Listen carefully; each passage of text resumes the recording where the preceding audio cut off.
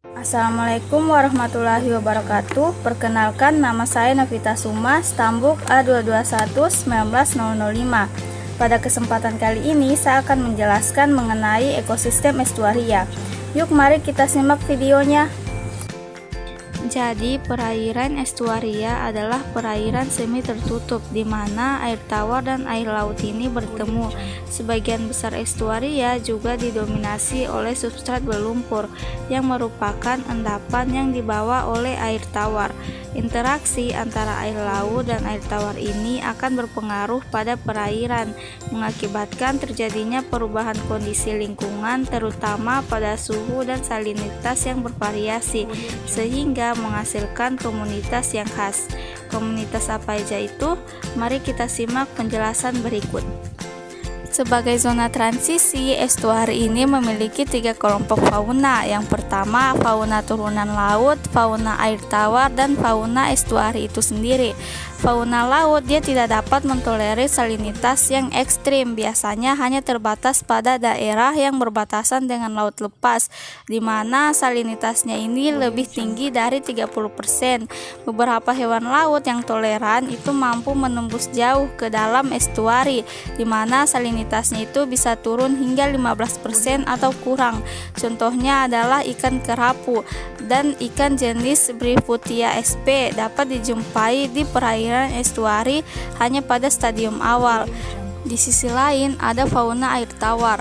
Fauna air tawar ini umumnya tidak dapat mentolerir salinitas di atas 5%, sehingga distribusinya hanya terbatas pada bagian atas muara. Fauna khas muara itu sendiri atau estuari adalah hewan yang dapat mentolerir salinitas di antara 5-30%, tetapi tidak dapat ditemukan di daerah yang sepenuhnya air tawar ataupun air laut. Di antaranya itu ada beberapa jenis tiram dan kerang, keong kecil, udang Palaemonetes, dan cacing Nereis polychaeta. Selain itu ada juga beberapa jenis kepiting. Selain dari beberapa jenis hewan yang sudah disebutkan tadi, ada juga hewan peralihan yang hanya berada di muara itu dalam jangka waktu tertentu.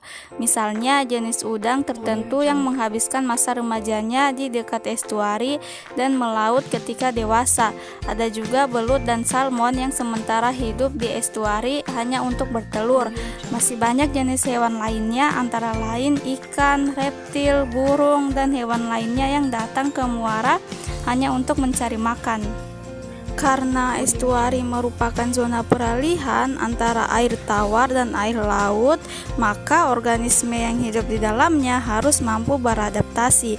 Di sini ada 3 jenis adaptasi, yaitu yang pertama ada adaptasi morfologi, yang kedua ada adaptasi fisiologi, dan yang terakhir ada adaptasi tingkah laku. Jadi, ketika suhu dan salinitas berubah, maka kehidupan organisme di estuari ini akan terancam. Oleh karena itu, mereka menggali lubang di lumpur untuk bersembunyi. Perubahan kondisi morfologi ini membuat organisme di estuari itu lebih kecil dari spesies sejenis yang hidup di laut. Tubuh yang kecil ini akan mempermudah organisme di estuari ini untuk menggali lubang di lumpur. Selanjutnya adalah adaptasi fisiologis.